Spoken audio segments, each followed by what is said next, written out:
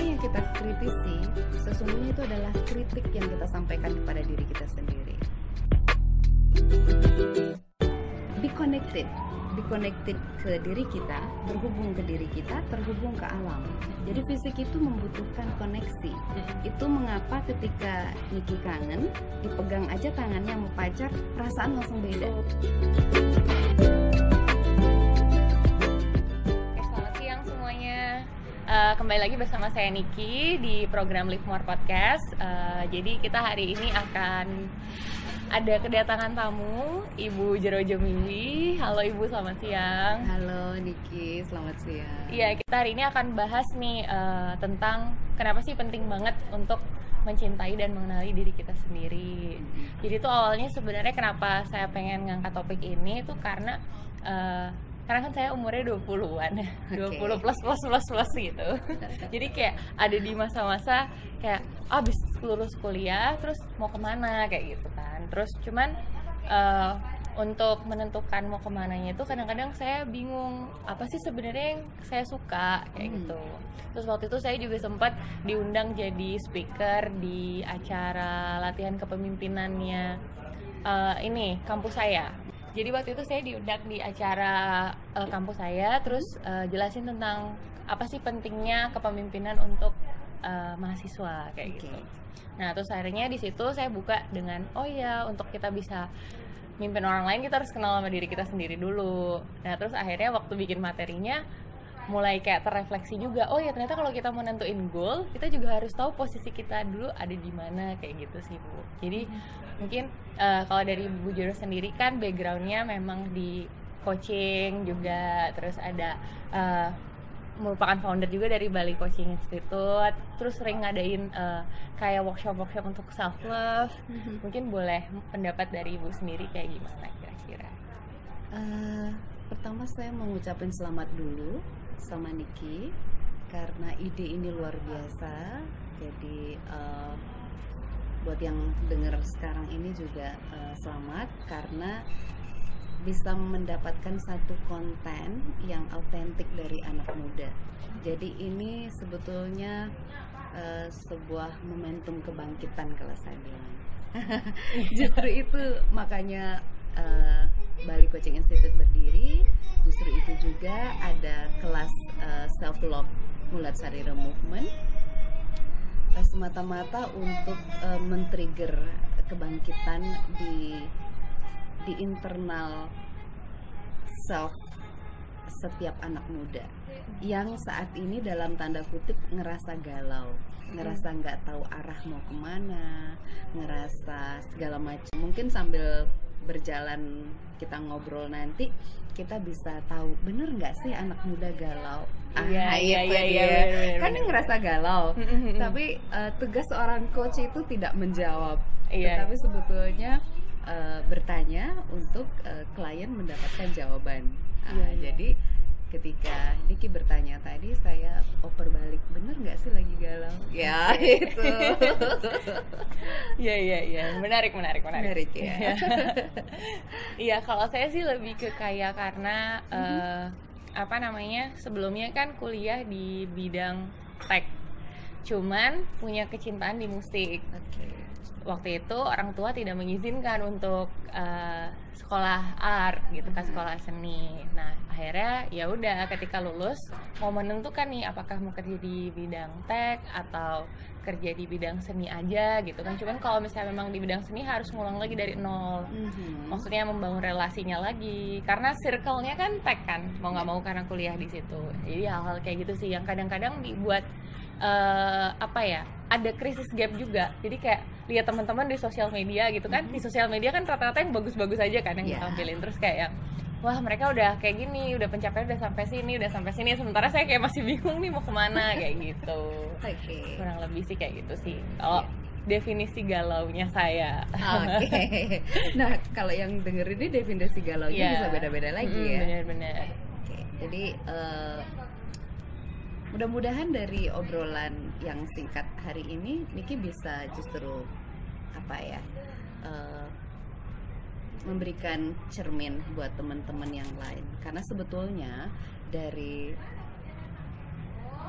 klien-klien personal yang hadir ke Bali Coaching Institute maupun klien corporate, grup, kurang lebih masalahnya sama. Hanya porsinya yang berbeda dan titik beratnya di mana. Gitu. Jadi kalau berbicara temanya tentang self development, memang betul dimulai dari self love itu sendiri. Iya Bu, kalau menurut saya sendiri sih kan sebenarnya kalau diri kita itu didefinisikan dari pengalaman. Jadi waktu itu saya mencari tahu sendiri nih, mengelaborasi pikiran-pikiran saya, terus kayak oh iya ternyata tuh diri kita sendiri itu adalah berubah-berubah. Jadi kayak saya hari ini aktualisasinya tuh misalnya sebagai mahasiswa gitu, saya suka misalnya suka berorganisasi atau misalnya saya suka nongkrong gitu sama teman-teman pada saat itu. Tapi ketika saya lulus saya udah mulai kayak males gitu misalnya buat nongkrong sama teman-teman, kayaknya kerja lebih menarik gitu waktu itu buat saya.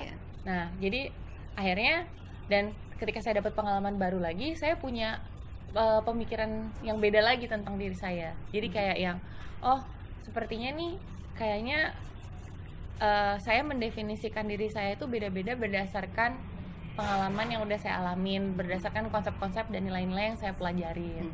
Akhirnya saya ngambil kesimpulan kalau diri kita sendiri itu sebenarnya adalah kumpulan dari konsep-konsep, nilai-nilai sama pengalaman-pengalaman yang udah kita lewatin. Jadi bagusnya berarti kita bisa ngebentuk nih kita mau jadi seperti apa kayak gitu sih.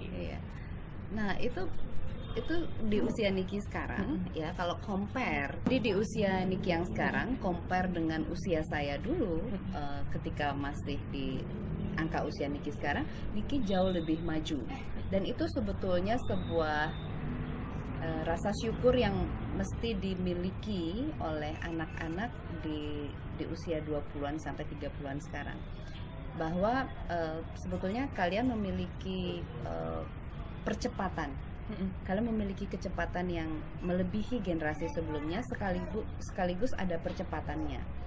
Tetapi ada beberapa hal yang mungkin terlupakan. Nah, mungkin saya mulai tanya langsung ke Niki ya, karena kita sistemnya ngobrol.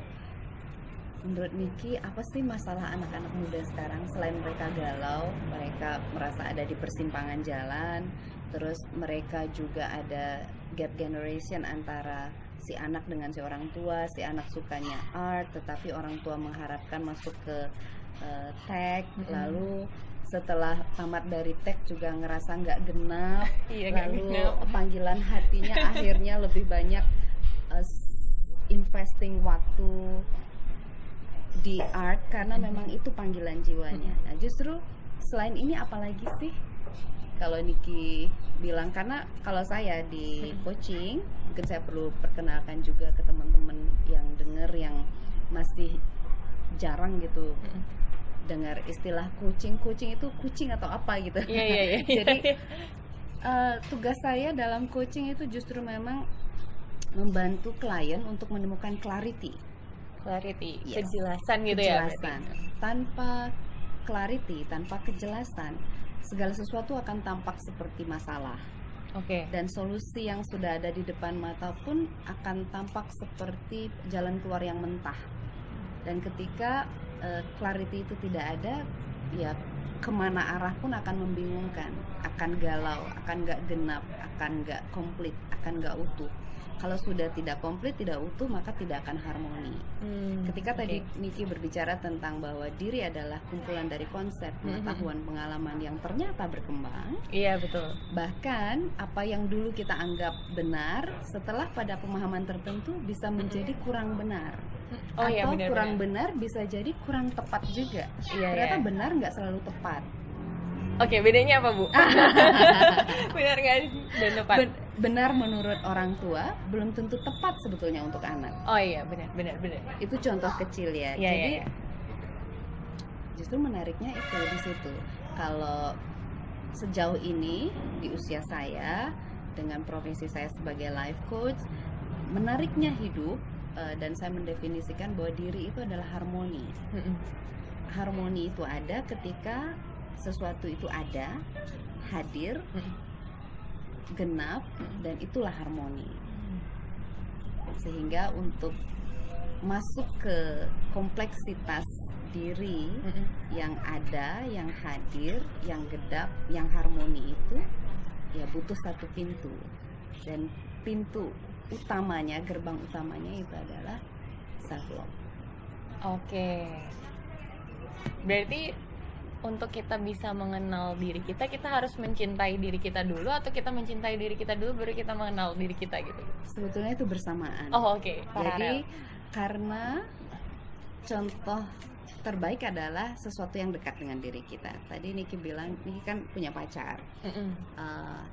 Nggak mungkin ujuk-ujuk dua orang bertemu langsung pacaran. Iya. Apa proses pertamanya? Kenalan. Nah, kita udah kenal belum sama diri kita? Oke. Merasa kenal dengan kenal yang sesungguhnya itu berbeda. Iya, contohnya misalnya, biasanya ketika kita ngerasa nyaman, ada dua sebetulnya. Ada konsep diri, ada citra diri. Citra diri adalah apa yang kita tampilkan di luar, yang belum tentu sesungguhnya kita, deep inside. Lalu konsep diri adalah apa yang kita pikirkan tentang diri kita, apa yang kita yakini tentang diri kita, yang tidak selalu kita berani tampilkan dengan jujur di luar. Benturan antara konsep diri dan citra diri ini yang biasanya menimbulkan kegalauan. Oke. Iya. Salah satu contoh ketika Niki tadi juga bercerita tentang orang tua mengharapkan untuk sekolah di TEK, padahal Niki panggilan hatinya adalah art.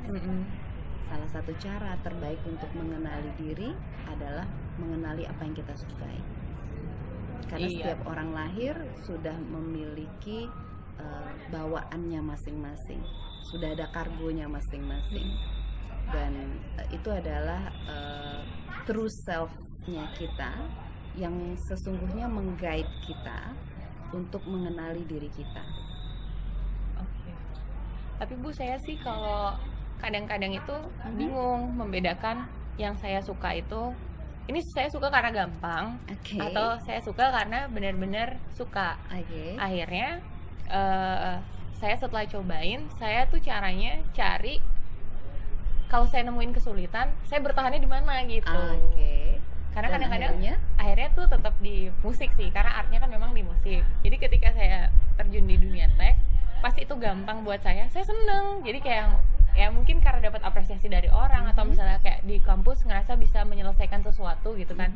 Akhirnya kan jadi kayak merasa kayak, wah, aku bisa nih ngerjain kayak ginian, wah ternyata bisa bermanfaat buat orang lain, ternyata aku bisa melakukan sesuatu kayak itu kan, bisa ngebuat kita jadi suka sama hal tersebut kan.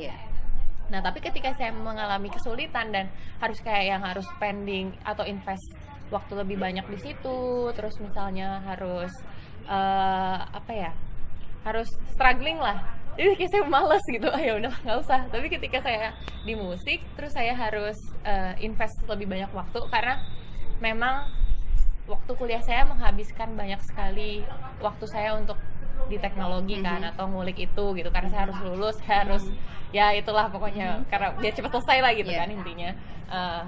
Tapi ketika akhirnya saya di musik dan saya menemui hal-hal yang menyulitkan saya tetap kayak, oh yaudah deh, willing to learn gitu, kayak emang posisinya ada di sini, ya udah akhirnya ya udah saya belajar tetap. Akhirnya di situ saya memutuskan bahwa kayaknya saya pengen di sini, karena meskipun susah saya tetap bertahan gitu. Kayak gitu sih Bu. Nah, daya tahan itu justru yang ada kesungguhan dari dalam. Jadi true self itu memberitahu kita dengan cara tadi sebetulnya, dengan yang Niki sampaikan. Ketika ini tingkat kesulitannya memang berbeda, tetapi di sini bisa bertahan, ada kesadaran, lebih lentur hati kita. Oh ya, gitu. Jadi bisa nerima. Yang satu lagi ada keterpaksaan. Jadi antara kelenturan hati di sini dengan keterpaksaan di sini, di situ kita bisa membedakan, mengenali diri kita. Jadi sesungguhnya tadi Niki sudah menjawab sendiri. Jadi kita suka akan sesuatu, tetapi pada titik tertentu ketika ada godaannya, ujiannya, kita bertahan nggak? Kalau kita bertahan, berarti itu sungguh kita suka dari dalam. Iya, iya, berarti iya, itu iya. guidance. Mm-mm. Nah, kalau ada cobaan sedikit saja kita bubar, sama kayak orang pacaran kan? Iya, Kalau iya. cinta sungguh-sungguh, apapun dijalanin. Iya, iya, iya. Ya ada cobaan besar pun dijalanin. Mm-mm. Tapi kalau cintanya hanya karena ada alasan lain, biasanya bubar. Sebetulnya hubungan sama diri sendiri pun kurang lebih sama seperti itu. Sama kayak hubungan sama Sama pacar. Iya, karena kadang-kadang kan ternyata orang-orang terdekat jadi refleksi diri kita juga nggak sih, Bu?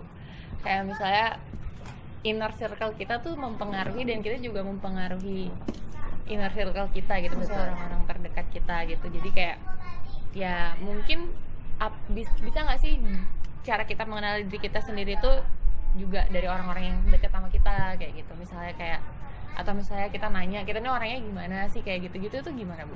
Itu bisa. Jadi sebetulnya dalam psikologi itu ada dua istilah yang saya ingin perkenalkan. Ada namanya projection, ada namanya introjection. Introjection. Ya, projection itu adalah misalnya Niki bertemu dengan seseorang, tiba-tiba nggak enak aja. Kok nggak suka lihat gaya berpakaiannya, gaya bicaranya, atau cara dia memandang atau apa.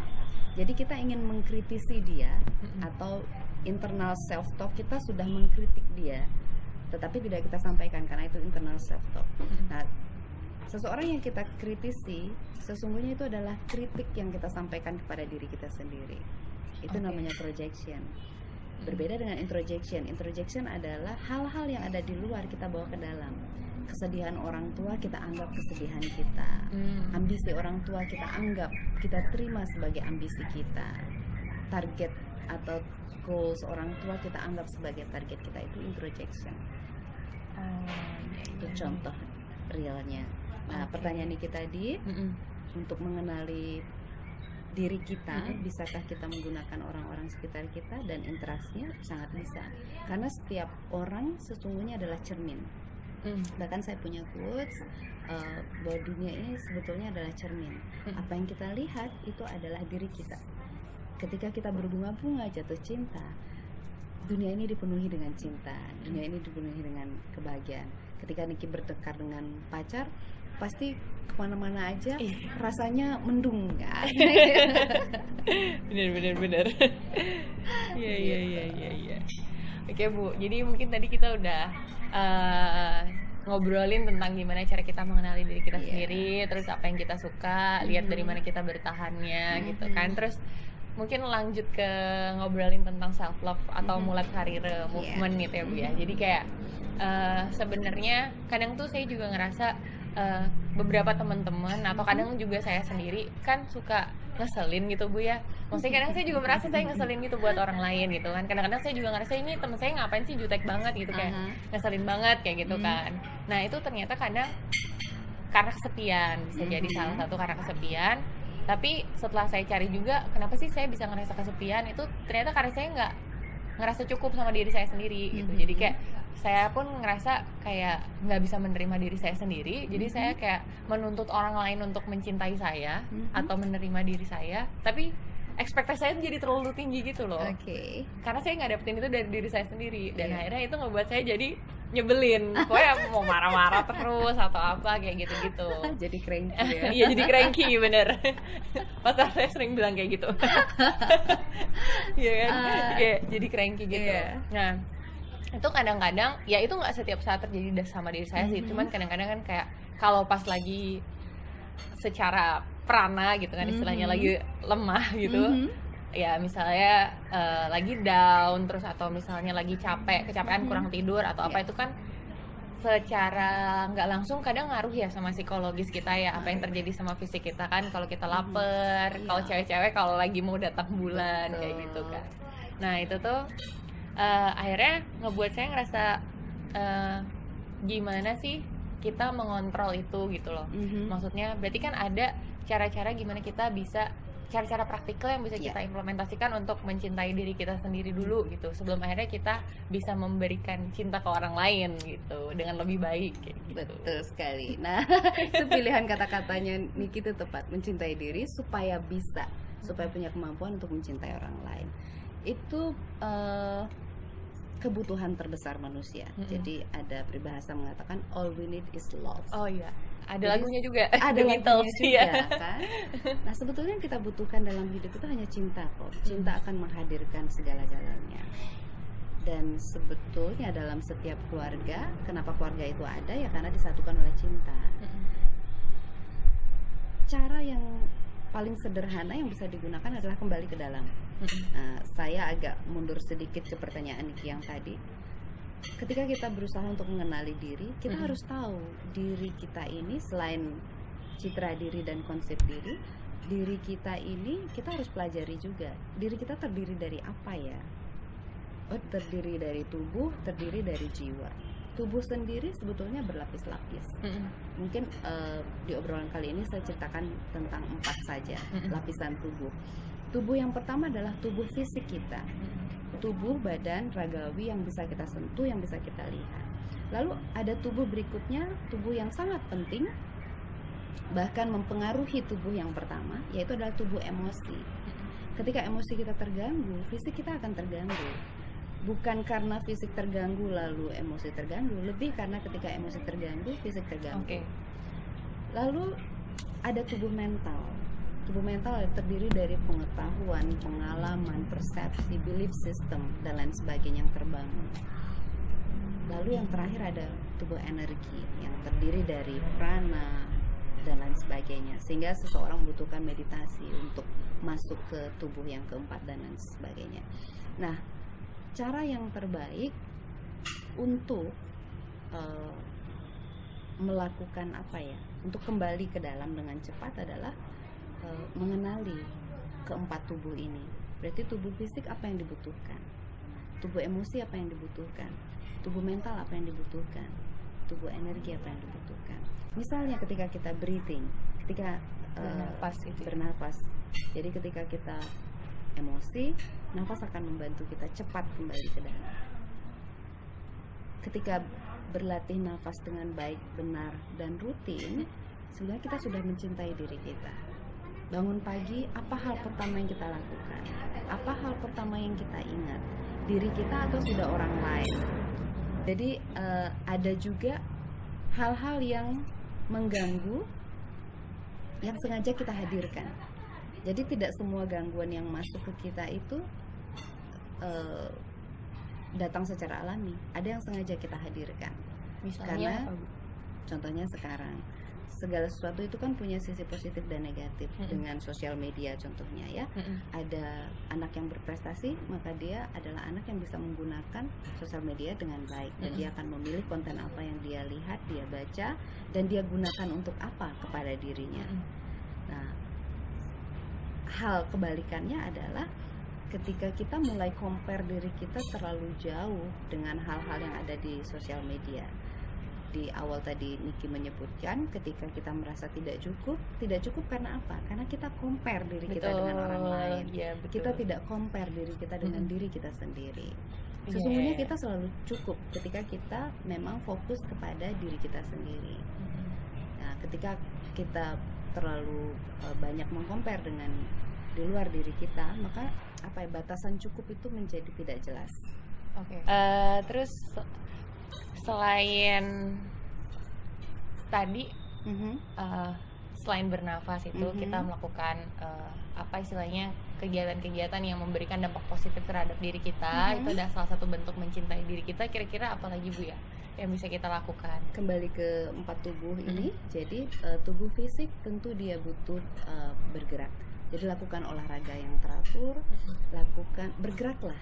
Jadi jangan banyak menghabiskan waktu di tempat tidur, jangan terlalu banyak menghabiskan waktu di depan gadget, tetapi berinteraksilah dengan alam. Kita mengenali bahwa tubuh kita sesungguhnya tidak bedanya dengan tubuh alam. Ketika kita dekat dengan alam, galau itu hilang kok.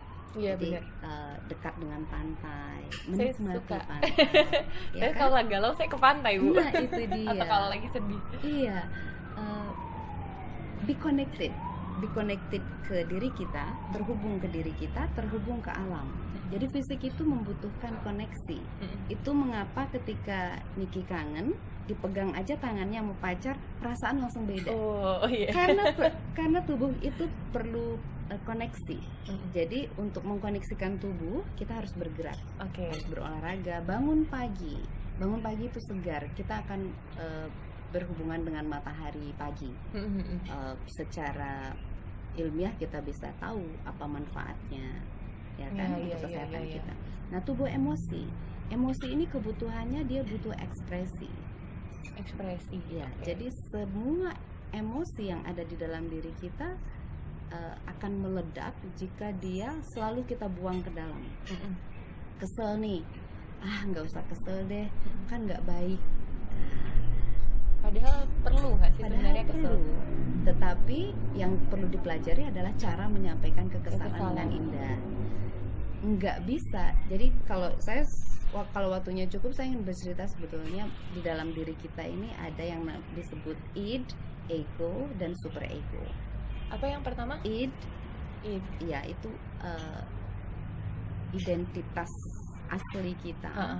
Jadi ada ego, ada super ego. Super ego ini yang menghubungkan si ego dengan si id. Super ego yang menghubungkan. Ya, Oke. jadi id ini adalah keaslian kita. Kita marah ya pengennya meledakkan. Kalau kita lapar ya pengennya makan. Mm-mm. Jadi tetapi ego kita sudah belajar banyak hal. Karena pola asuh, ego kita sudah belajar. Oh iya, kalau misalnya marah sama orang tua, kesel sama orang tua, nggak baik dong kalau meledakkannya ke orang tua. Ya udah deh, dipendam aja. Nah, Oke. jadi si ego ini dia sudah belajar banyak hal dalam kehidupan sehingga dia belajar untuk bijak. Oke. Yang satu pengen bijak, yang satu pengen asli apa adanya. Nah, si super ego ini yang menghubungkan keduanya, yang mencoba menyatukan keduanya. Dan itu yang sebetulnya perang yang sering terjadi di dalam diri kita. Oke. Lanjut tadi Bu. Tadi kan baru sampai di Tubuh emosi. dua. Tubuh Dua emosi itu butuh ekspresi. Tubuh mental dia perlu repetisi, dia perlu pengulangan. Niki karena sudah bisa bermain musik, tentu bisa mengingat proses belajar main musik dari awal, entah dari usia berapa. Jika berlatih hanya sekali, tentu tidak memiliki keahlian yang saat ini. Betul. Karena berarti berulang-ulang, ada repetisi, ada pengulangan, sehingga terbangunlah pengetahuan itu menjadi bukan hanya pengetahuan, tetapi pengalaman karena sudah diaplikasikan.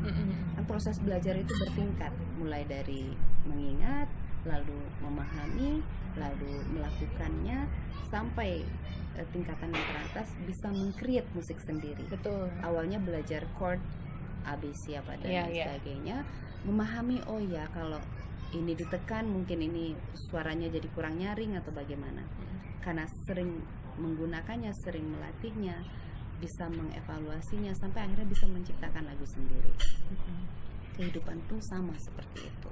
Nah, tubuh mental ini dia punya kebutuhan untuk belajar terus. Ketika kita merasa cukup pintar akan sesuatu dan berhenti belajar, maka tubuh mental kita merasa kekurangan. Oke. Iya. Makanya kebanyakan tuh abis sekolah pada gimana ya? Maksudnya lebih sering atau lebih mudah ngerasa nggak cukup atau galau tuh setelah sekolah gitu ya? Iya. Karena di sekolah kan kita masih dipaksa belajar kan setiap hari. Terus cuman kadang-kadang tuh waktu awal-awal juga saya ngerasa sih kayak waktu habis lulus ngapain ya kalau misalnya kayak cuman kerja melakukan rutinitas yang sama ya belajar tapi nggak sebanyak itu. Tapi sebenarnya masih ada hal-hal yang pengen kayaknya ini saya perlu tahu lagi tentang ini, perlu tahu lagi tentang itu. Dan ternyata tuh ada di tubuh mental itu. Di tubuh mental. Oke, iya. Jadi kita harus menciptakan support system untuk bisa membuat kita bisa memenuhi kebutuhan dari keempat tubuh ini. Dan yang terakhir adalah tubuh energi. Tubuh energi ini yang paling mudah sekaligus yang paling kompleks. Tubuh energi ini butuh dua hal saja.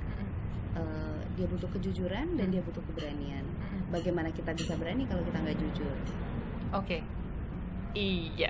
Kita harus jujur sama diri kita sendiri. Ketika kita sedih, kita mengaku kita sedih. At least kepada diri kita sendiri. Di depan cermin.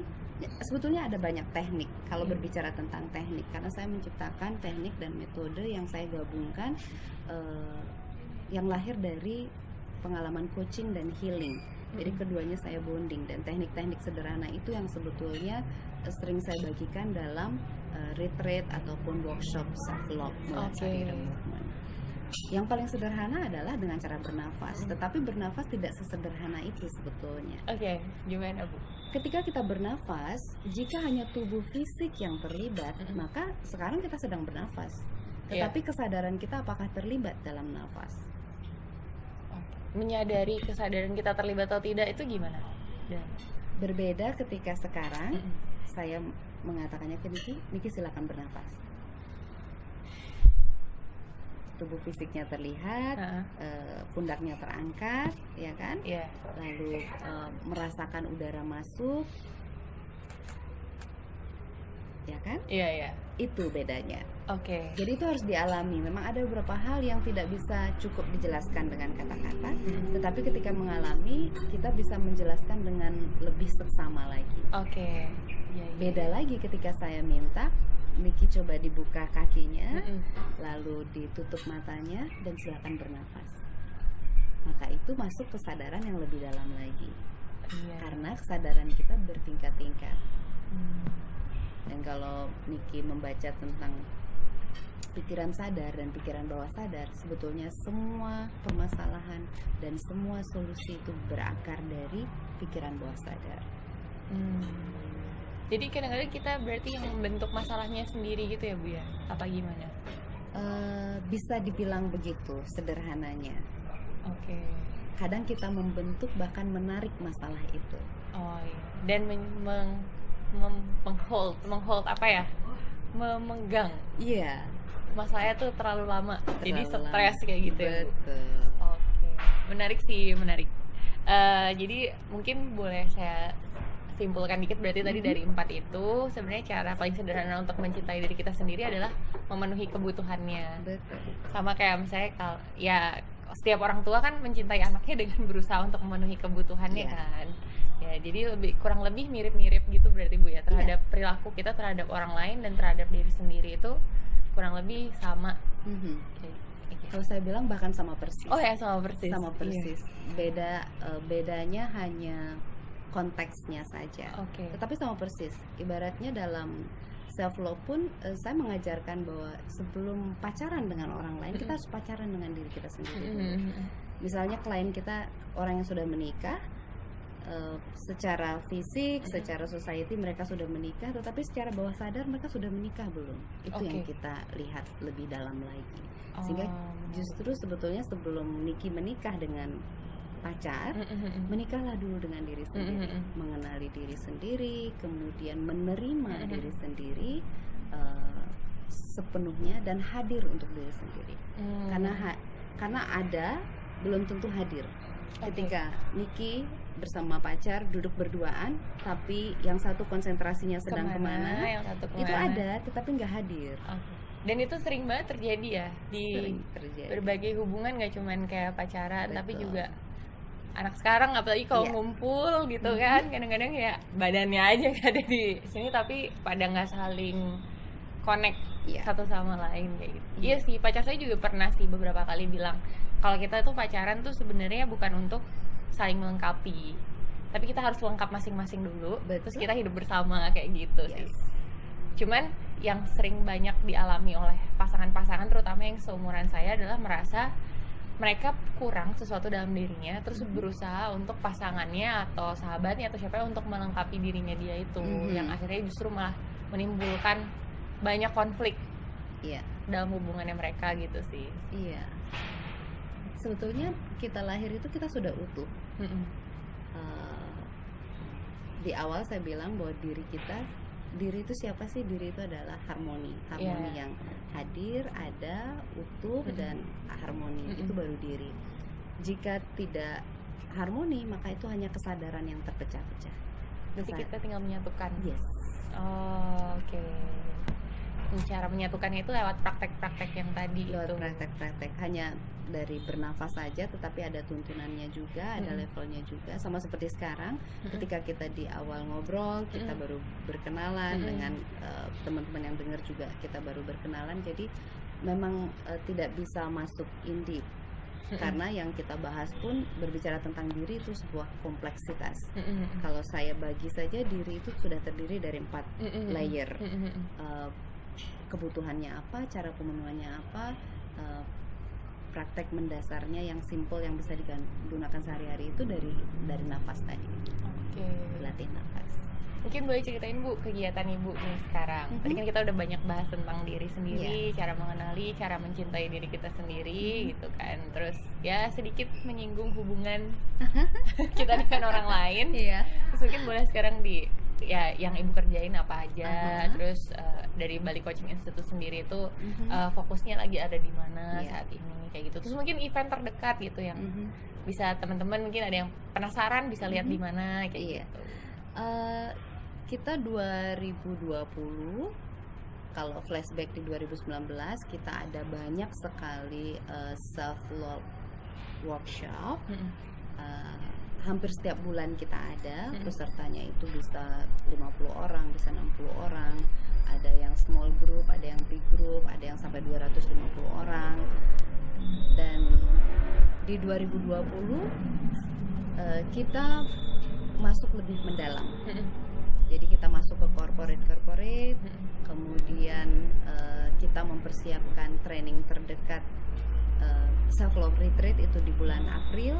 Itu akan masuk dalam sekali karena kita akan menghabiskan waktu bersama dengan diri kita, yaitu selama 3 hari. Jadi peserta nanti selama 3 hari mereka betul-betul mencoba menaruh hubungannya dengan dunia luar dulu. Mereka mengembalikan hubungannya secara utuh dengan dirinya sendiri dulu selama 3 hari. Jadi dalam retreat itu kita akan membedah pertanyaan-pertanyaan di kita siapa sih diri kita sesungguhnya, dan kenapa kita bingung, kenapa kita maunya A kok takut ya, maunya B kok ada perasaan enggak enak ya, maunya C kok kayaknya terhalangi oleh orang-orang terdekat kita, oleh keluarga. Kenapa ada disharmoni seperti ini? Lalu jawabannya seperti apa? Termasuk banyak anak-anak muda sekarang, mereka berada di persimpangan antara ingin menikah atau nggak usah menikah, ingin bangun perusahaan atau perusahaan sendiri atau tetap bekerja. Iya. Padahal kedua pilihan itu adalah pilihan yang masing-masing punya konsekuensi. Yes. Tetapi kenapa sudah tahu konsekuensinya, tetapi kenapa takut melangkah? Apa sih yang mengholding sebetulnya? Itu setiap orang beda-beda atau Tiap orang beda-beda. Tetapi biasanya penyebabnya selalu satu, yaitu inner child. Ada proses di masa kecil yang terjadi yang tidak sempurna.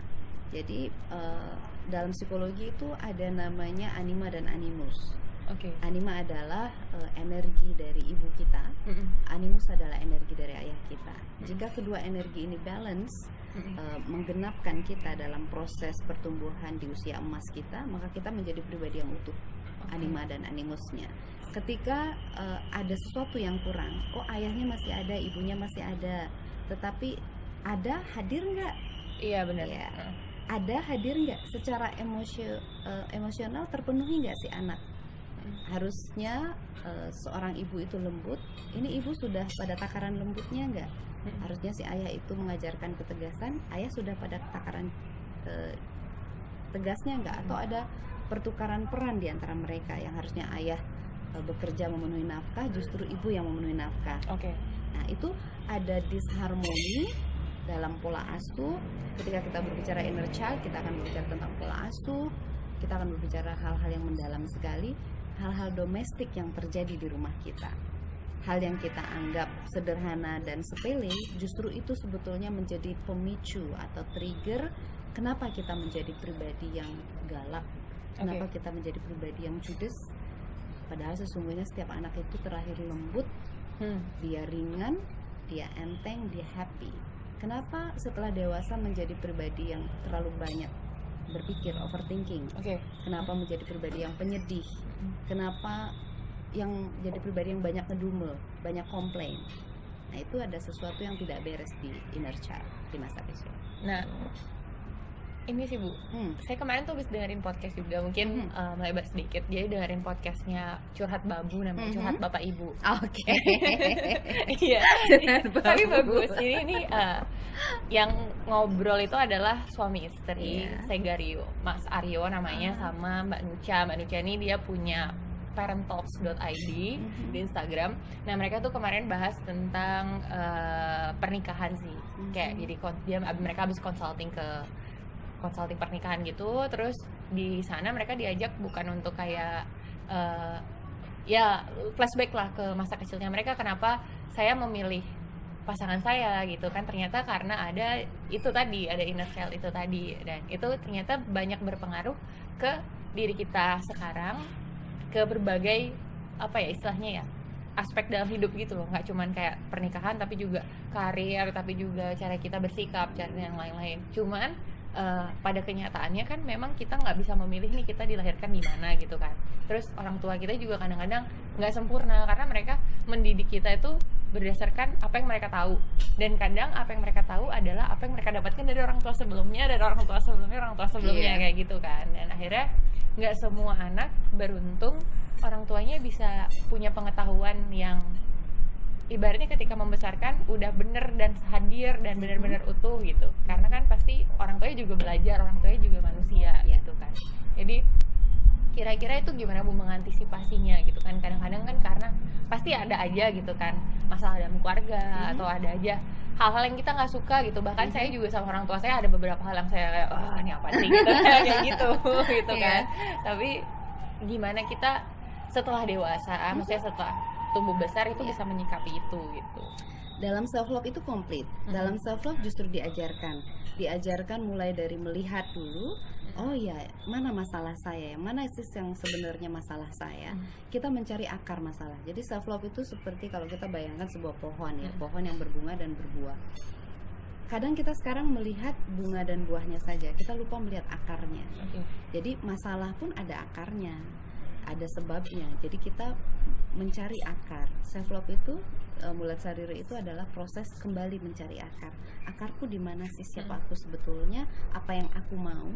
Nah, karir yang aku mau sekarang ini, karir yang aku mau sesungguhnya, atau karir yang orang tua aku mau, atau karir yang society-ku mau, atau karir yang citra diriku mau. Nah, pengenalan diri itu sedalam itu.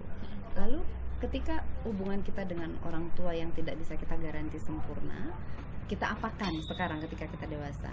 Nah, pengetahuan seperti ini, podcast seperti ini adalah salah satu tools yang bisa kita gunakan untuk mengcoaching dan menghealing apapun yang ada di internal diri kita. Jadi pengetahuan itu seperti cahaya dalam gelap. Apapun kegelapan yang ada, kegelapan itu artinya hal-hal yang tidak berkenan, yang tidak kita terima. Ketika ada pengetahuannya, maka lahirlah kesadaran karena sudah ada cahaya. Jadi podcast ini pun salah satu tools, alat untuk kita bisa menetralisir hubungan yang disharmoni menjadi harmoni. Tentu ada teknik-tekniknya. Berarti intinya sebenarnya semuanya bisa kita pelajarin. Semua bisa kita pelajari. Bahkan ketika misalnya kayak yang tadi itu, misalnya kayak oh kita punya masa lalu seperti ini, kita mau pengen memaafkan, gimana caranya? Bisa, itu sebenarnya dari kita bisa mulai dari belajar, dari pengetahuan gitu. Misalnya kayak ngobrol sama teman, atau misalnya dengan psikolog atau kayak gitu, itu berarti bisa dilakukan gitu. Bisa. Bahkan sekarang di masyarakat kita di Indonesia kan life coach itu tidak terlalu populer. Iya. Karena beda dengan di luar negeri, negara maju, karena mereka hampir setiap perusahaan punya satu life coach khusus yang mengcoaching para manajer, para team leader. Nah, kalau di sini belum populer, bahkan masih dianggap belum kebutuhan. Tetapi lihatlah 10 tahun ke depan, kita akan mulai melek apa sih kebutuhan kita yang sesungguhnya. Jadi hal-hal seperti ini yang Niki lakukan adalah hal yang sangat baik sekali, karena menginisiasi kesadaran itu menetas di masyarakat umum. Jadi dulu berbicara psikologi itu seperti kebutuhan mereka yang sakit jiwa aja gitu. Iya. Padahal Tapi ini kebutuhan semua orang. iya, jadi sebetulnya berbicara tentang psikologi ya kebutuhan setiap yang berjiwa. Iya benar. Ya kan? Karena masih kayak tabu gitu loh Bu. Kayak Iya, misalnya kayak betul. ya udah nih, kayaknya ada masalah dengan diri sendiri atau apa, ya udah yuk ke psikolog. Jadi kayak kesannya kita ada sakit ya. Benar, padahal sebenarnya enggak. Itu kebutuhan. Jadi kita perlu mengenal diri sendiri dan satu lagi tools yang bisa digunakan, sering-seringlah menghabiskan waktu dengan diri sendiri. Quality time, me time dengan diri sendiri. Tinggalkan handphone sejenak, pilih waktunya kapan, tapi benar-benar yang self talk dengan diri sendiri, ngobrol dengan diri sendiri, menulis. Jadi banyak teknik yang bisa dilakukan. Oke. Mungkin kalau misalnya mau lihat kerja eventnya, oke. itu di mana Bu? Kita ada Instagram, Oke, ada Instagram Bali Coaching Institute, terus ada Instagram saya pribadi, Jero Jomiwi, jadi bisa dilihat di situ. Informasi untuk kegiatannya juga ada di situ. Oke, iya sih, itu aja sih. Kita tadi kita udah ngobrol lumayan lama, 45 menit. 45 menit ya. Iya, mudah-mudahan sih bisa bermanfaat buat teman-teman. Nanti kalau misalnya ada yang mau kasih pertanyaan gitu, mungkin bisa email atau ke Instagram saya juga di Niki Aspika. Nanti akan kita teruskan ke Bu Jero, atau nanti mungkin siapa tahu kalau misalnya ada banyak pertanyaan yang mirip, kita bisa bikin next episode lain gitu ya Bu ya. Sebelum ditutup saya mau kasih oleh-oleh buat yang dengerin, boleh ya? Karena ini kan kita berbicara tentang self love, kebutuhan untuk mencintai orang lain sebetulnya. Tetapi kita nggak akan bisa mencintai orang lain kalau belum mencintai diri sendiri. Nah, oleh-olehnya adalah ada 4 teknik sederhana yang bisa dilakukan. Jadi saya ambil kata self saja. Self itu adalah diri kita. Jadi terdiri dari S, A, L dan F. Jadi S yang pertama source Ya. Source minded. Kita harus ingat, kita ini bersumber dari mana sih? Oke. Kita ini sumbernya siapa sih? Jadi kita kembali ke sumber. Sama seperti sebuah pohon, makan dari mana? Makan dari akar, dari daun. Iya. Jadi itu yang kita harus petakan diri kita. Dan kita ingat bahwa kita adalah makhluk yang terbatas. Ketika menghadapi sebuah masalah, kita harus melibatkan source yang lebih besar lagi. Source apakah yang lebih besar lagi dari diri kita sendiri? Itu yang kita perlu gali. Oke. Kemudian yang kedua adalah energi. Energi seperti yang kita tahu itu tidak bisa diciptakan, tidak bisa dimusnahkan. Dia hanya bisa dirubah bentuknya. Iya. Ketika energi kesedihan sudah ada dan tertanam di diri kita dari kecil, ketika ada luka batin di inner child kita, di masa kecil ada ketidakadilan yang kita anggap terjadi, kalau itu belum diatasi, dia akan tetap ada di dalam diri kita. Tetapi dia tidak bisa dimusnahkan. Benar, karena udah berlalu bisa, juga. Yes, dan dia bisa diubah bentuknya. Itu makanya ketika proses coaching dan healing terjadi, justru kita menarik semua kesakitan kita di masa lalu, kita ubah dia menjadi daya positif, daya dorong yang bisa membuat karir kita jauh lebih maju, yang membuat abundance life kita menjadi lebih berlimpah lagi. Terus yang berikutnya adalah L. L itu tetap gunakan love untuk betul-betul menciptakan learning system untuk diri kita. Jadi ketika kita sampai di usia berapapun, kita harus ciptakan sistem pembelajaran untuk diri kita sendiri. Kita nggak bisa selalu adopsi dari orang lain. Kita harus menciptakan untuk diri kita sendiri. Terus yang terakhir F, freedom. Kita harus bebas. Kita harus berani menjadi diri sendiri, bebas dalam arti yang positif, tidak lagi terkungkung oleh oleh hal-hal yang kita sadari bahwa sebetulnya itu tidak membaikkan kita. Jadi kita harus merdeka. Sama kayak Indonesia. Berani memilih gitu ya. Harus berani memilih. Kalau Indonesia ini nggak merdeka, kita nggak bisa bikin podcast kayak sekarang. Iya benar. Masih jadi, susah Bu mau keluar jalan. Iya sih benar sih. Iya, jadi itu yang tadi kita udah bahas, kenapa sih kita penting untuk mengenali diri kita sendiri, terus mencintai diri kita sendiri. Karena pada dasarnya sebelum kita mau mencapai suatu tujuan gitu kan, karena setiap dalam hidup kan kita punya tujuan masing-masing, entah itu tujuan karir, entah itu tujuan dalam percintaan gitu. Misalnya kita harus tahu dulu kita ada di mana Dan ketika kayak kita mengalami masalah atau mengalami kebingungan atau kegalauan juga, sebenarnya yang perlu kita lakukan adalah kembali lagi ke dalam diri kita sendiri, terus kita cari akar masalahnya gitu ya, kurang lebih, terus belajar untuk mencintai diri kita sendiri supaya bisa mencintai orang lain yang lebih baik lagi gitu. Ya itu aja deh, terima kasih Ibu Jero, semoga kita bisa ngobrol di lain kesempatan lain lagi. Semoga apa yang kita sharing dari tadi itu bisa bermanfaat buat teman-teman yang dengerin. Itu aja, selamat siang.